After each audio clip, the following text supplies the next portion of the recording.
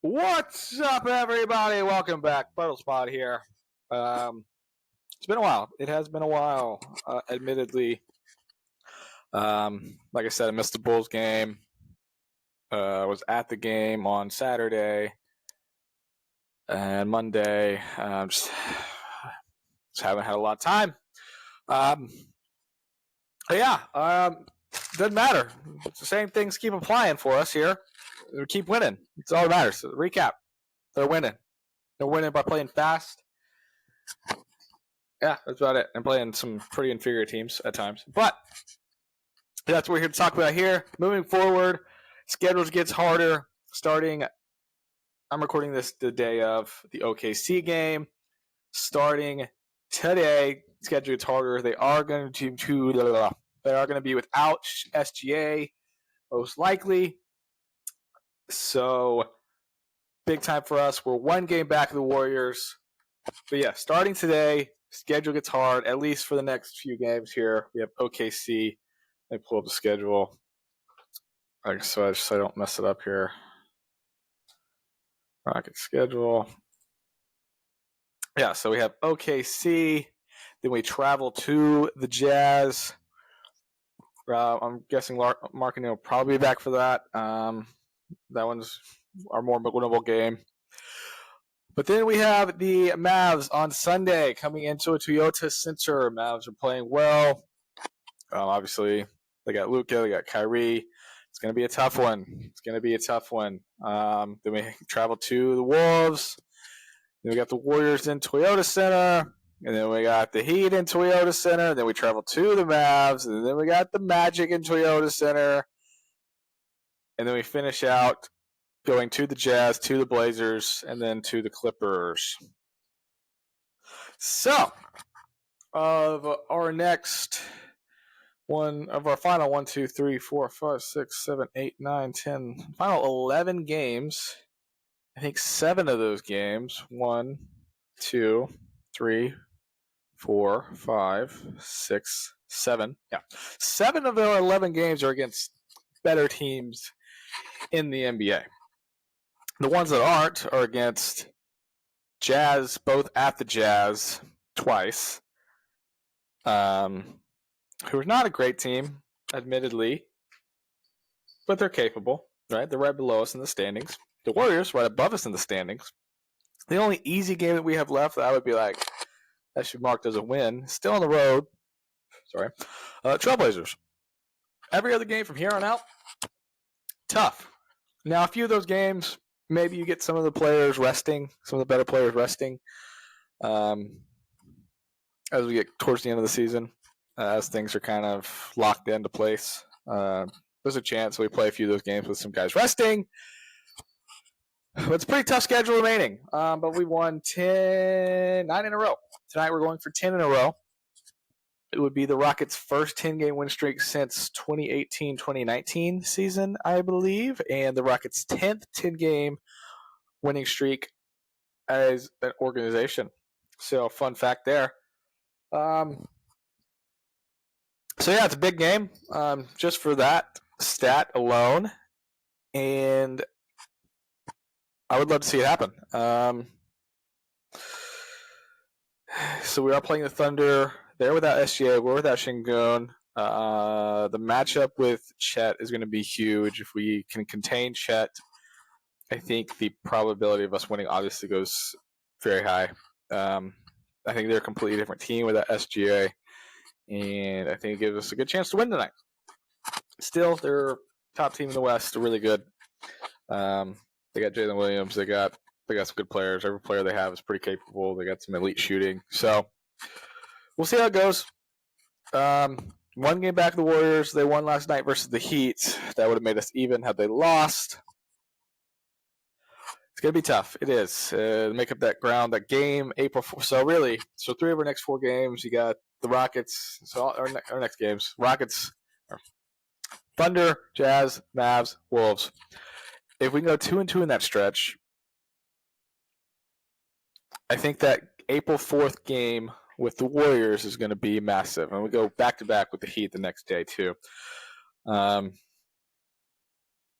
but I think it's important for us to go 2-2 at least in that stretch, right? And looking at the Warriors schedule, they got the Magic tonight. It's a tough one. We need them to lose. Magic tonight. Hornets, pretty easy one. Then they got the Spurs, another easy one. Then they got the Mavs, us, Mavs, Jazz, Lakers, Blazers, Pelicans, Jazz. So they have an easier schedule, I would say, finishing out. Definitely with games. Hornets, Spurs. Both their Jazz games are at home. They also got the Blazers. They have a slightly easier path, I believe, but very similar. I would say it's very similar outside those Hornets Spurs games. So, going into our game on April 4th, we need to go 2-2, and we need to hope they go at least 2-2. So we need to hope they lose tonight versus the Magic, because they're most likely going to beat the Hornets and the Spurs, and then hopefully they lose versus the Mavs. So that's what we need. We need 2-2, 2-2. We'll be one game back going into the game on April 4th. We need to win that game, which would make us even. Going down the stretch, we have 2 Jazz matchups, a Mavs, a Trailblazers, Lakers, and a Pelicans, which I believe is slightly easier. We have the Heat, Mavs, Magic, Jazz, Blazers, Clippers. I believe there's a slightly easier, but honestly, it's really too close to make it one way or the other. So I think it's pretty close. We need to go 2-2 these next 4. Hope that they go 2-2 and set up a good matchup on April 4th. And then we have to finish strong. And I don't see any reason that can't happen. I really don't.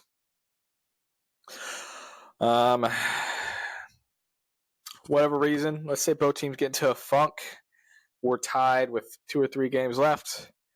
I seen a report yesterday or 2 days ago that Alperen Sengun could return if needed, if he's cleared.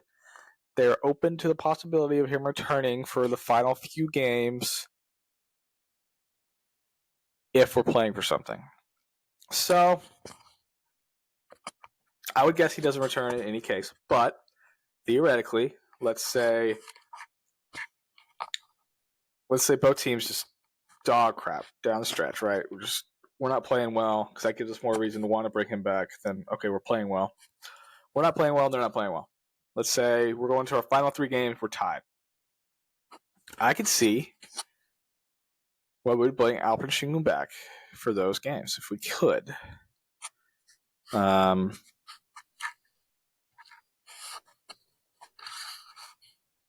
those 3 games, Jazz, Blazers, Clippers, if he's healthy, he could cook them all.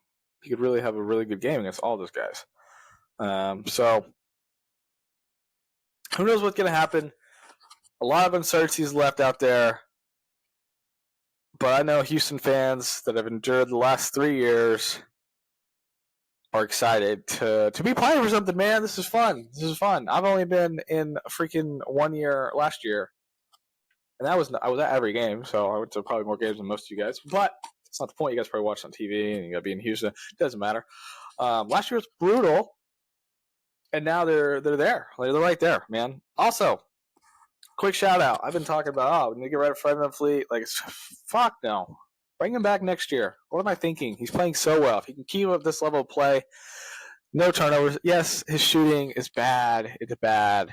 It really is. But I think as Amon gets better and we have a better offense, I don't think he's having to shoot as much, playing as many minutes. So I think he can be better. So I see a world where maybe next year he's better.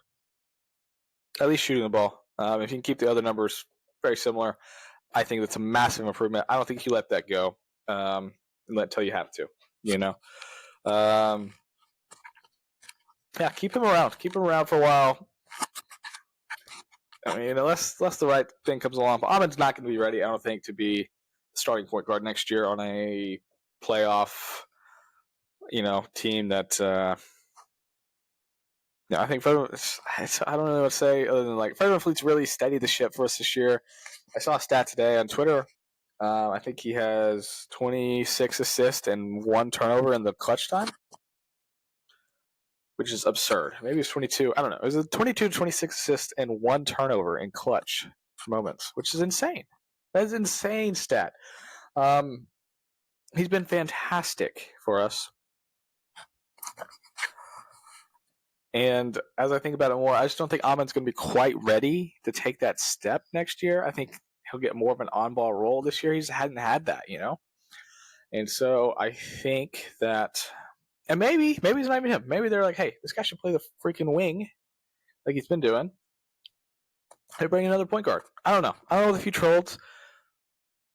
But I do think Federman Fleet is in the short-term future, at least for a year or two.